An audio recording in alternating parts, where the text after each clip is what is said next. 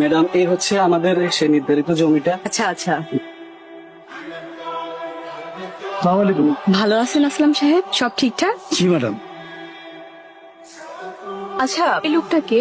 ও রাজু, বিভিন্ন ক্ষেত খামারে কামলা দিয়ে খায়। আজকে আমি ওরে ক্ষেতের আগাছা পরিষ্কারের জন্য রাখছি। আচ্ছা, তাহলে ওনাকে একটু ডাকেন। রাজু, এই রাজু এদিকে আয়। আইতাছি কাকা। জি কাকা। এই পুরো জমিটাই ওনার নামে কেনা হয়েছে। সালাম আলাইকুম ম্যাডাম। ওয়ালাইকুম আসসালাম। আপনার কি কোনো সমস্যা? না তো ম্যাডাম, কোনো সমস্যা নাই। তাহলে আপনি নিচের দিকে তাকিয়ে আছেন কেন? পর্দা করতেছি ম্যাডাম। পর্দা করছেন মানে? পর্দা করা ফরজ। আল্লাহ তাআলা নারী পুরুষ দুইজনকে পর্দা করতে বলছে।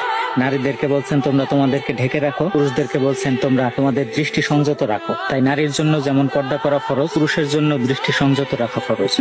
আপনি তো দেখি ইসলামিক বিষয়ে ভালোই জ্ঞান রাখেন। জি ম্যাডাম, ধর্মীয় জ্ঞান সকলেরই থাকা জরুরি। ইসলাম শুধু একটা ধর্ম না, একটা পরিপূর্ণ জীবন ব্যবস্থা। ঠিকই বলেছেন। আপনি আমার জন্য বেগানা নারী, তাই আপনার দিকে তাকাইতেছি না, কিছু মনে করেন না ম্যাডাম। এই রাজু, তোর কি মাথা খারাপ হয়ে গেছে? উনি আমাকে ম্যাডাম, তুই কারে কি কস? উনি ঠিকই বলেছেন আসলাম সাহেব। আমরা নারীদের পর্দার বিষয়ে কথা বলি, কিন্তু পুরুষের পর্দার বিষয়ে এড়িয়ে যাই। দুটোই দরকার। রাজু সাহেব, আপনি এখন যেতে পারেন। জি ম্যাডাম, আসসালামু আলাইকুম। ওয়ালাইকুম।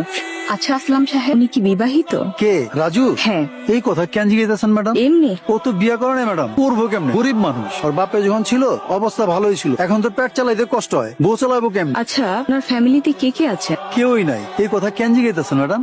আপনি আমার সাথে চলুন, আমি বুঝাইয়া বলছি।